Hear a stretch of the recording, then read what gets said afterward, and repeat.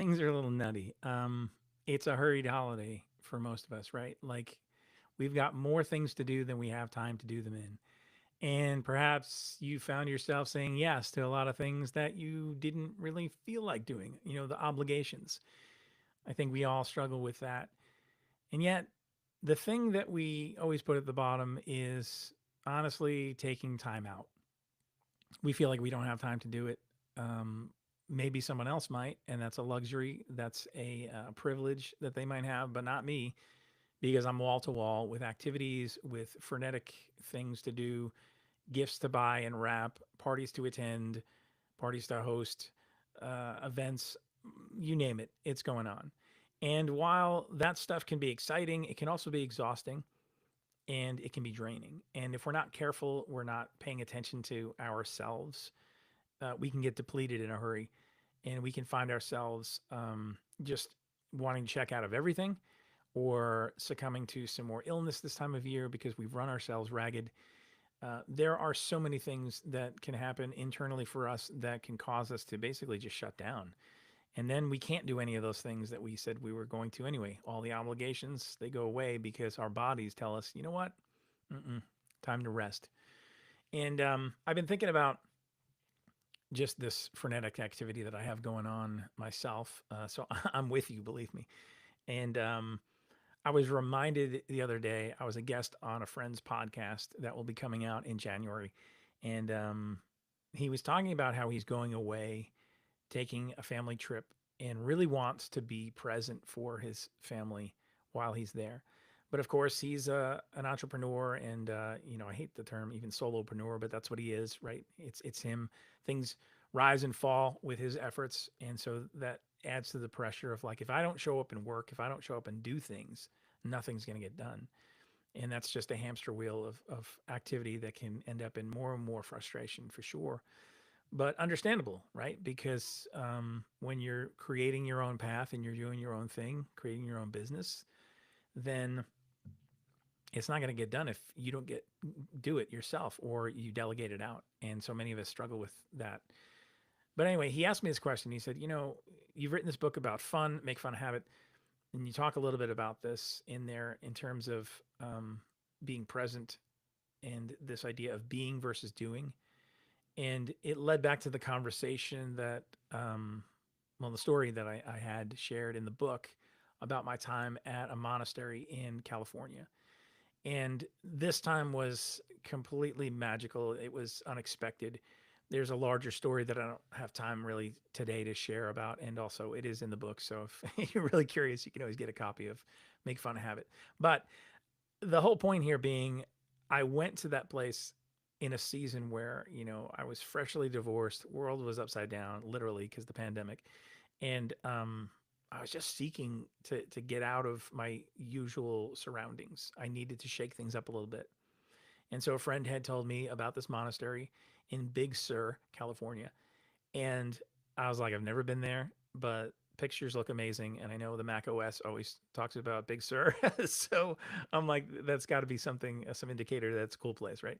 So I went and I was there for 48 hours, and it was a life changing, one of those marking moments that you have in your life where I came in and I was hurried and I was broken and I was looking for just, I didn't even know what I was looking for, to be honest, but I knew that I needed a different experience than the one I was having.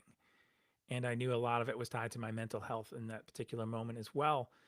And this moment to go to pause, literally go to this monastery where it was silent retreat. So no talking.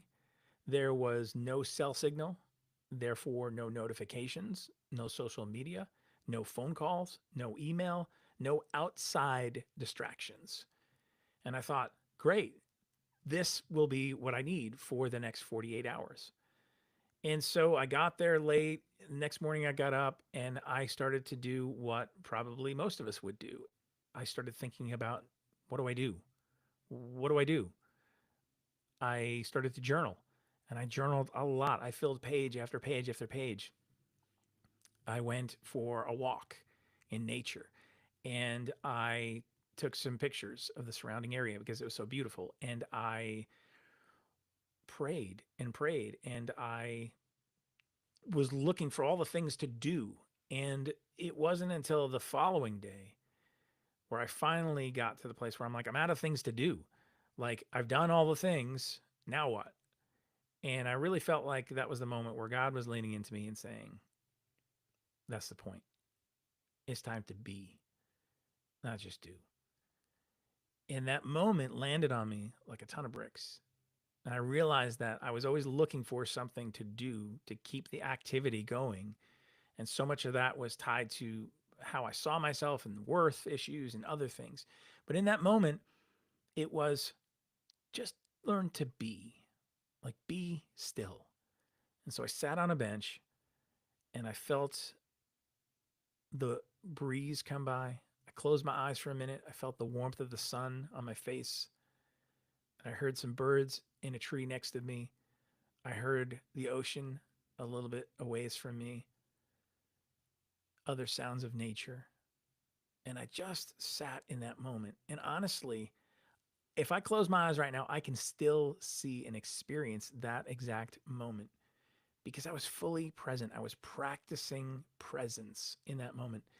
And it was a gift to be able to be there, to have those thoughts, to have that experience, to get to the end of myself, get to the end of all the things that I could do, and realize that's not what this is about. This is about being. Be present in this moment. Now, I know you can say, like, cool story, great, nice for you. You have no idea what's going on in my world right now. It's frantic, it's frenetic, it's the holiday season, activity upon activity. Not to mention work things, family things, stressors, all the things. But the thing is, a lot of that stuff is things we have to deal with, things sometimes that we bring upon ourselves, honestly, because sometimes we're just not good at saying no. And I say that as someone who's guilty of that. I'm not trying to cast judgment, but realizing we have more power than we think to actually be able to stop and to, even if it's for 15, 20 minutes, half hour, a lunch hour, stealing moments where we can try to recalibrate a little bit and practice this presence of being as opposed to doing. And I think if we find ourselves entering that, attempting to enter that more and more, it won't seem so elusive. It won't seem so intimidating. And perhaps we'll find a little bit more of that peace that we've been looking for all along. In this season, I think of Christmas songs, Christmas carols, like even Silent Night. I love those moments where if you're a churchgoer or a believer and you go to a church, or maybe you've been around Christmas carolers someplace and you've heard this song and seen people with candles, and it's this soothing song and candlelight, and they're lighting candles, passing each other, and suddenly the light spreads, and it's an amazing moment. It's a peaceful moment. It's a moment that we want to just stop and drink in and again be fully present, right? And that's something that I think takes practice, and it takes something that isn't natural for us, I don't think, at least not for me. This practice of being, this practice of intentionality, of being where you are.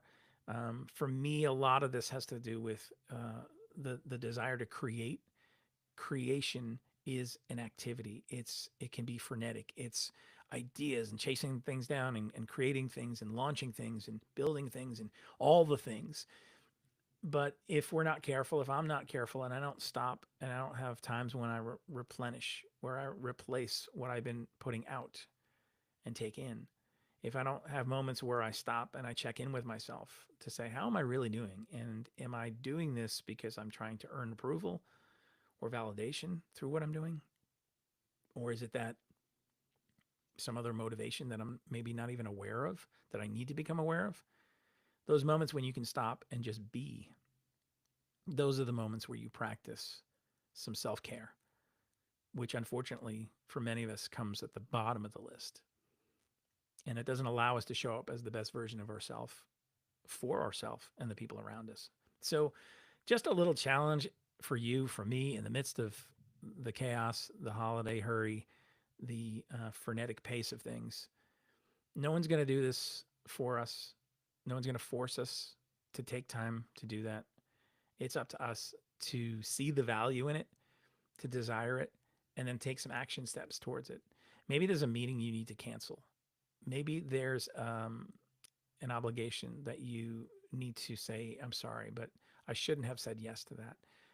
Maybe there's a list of things that you're doing that you don't really honestly need to be doing. And it's not going to make a difference at the end of the day, whether those things get done or not, but it will make a difference for you if you actually stopped in that moment, redeem that time for yourself, maybe to go for a walk, to quiet things, to shut your phone off for 20 minutes, to not check your email, to not be frenetic in the activity, to not go and do all the holiday festive things for a moment, but just try to be instead of do. So maybe that lands for you today. Maybe you think I'm crazy. I don't know. Either way, I'm fine with it. But I know this is something that is top of mind for me, and I'm going to try to make a practice today as I am up to my eyes in things to get done because I'm maybe like you.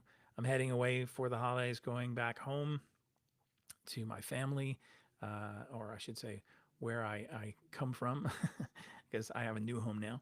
But I have a lot of things to get done before I leave shortly, and things keep popping up, right? You have projects that spawn other projects. Um, that's kind of what's happening right now. That always seems to be the case when you're trying to get out of town, things go a little nuts. But I'm also listening to that internal prompt that says, take a pause, take a moment, practice being over doing, because you will not regret that. So if that's you, take a breath today. I'd love to hear if you have a regular practice of being overdoing. What are some of the things that you do? Maybe share some of that so it can help others. Give me some ideas, give others some ideas, some practical steps to put into motion, um, some thoughts to get rolling around our heads today and this week. So, hope you guys have an amazing day, and I will talk to you soon.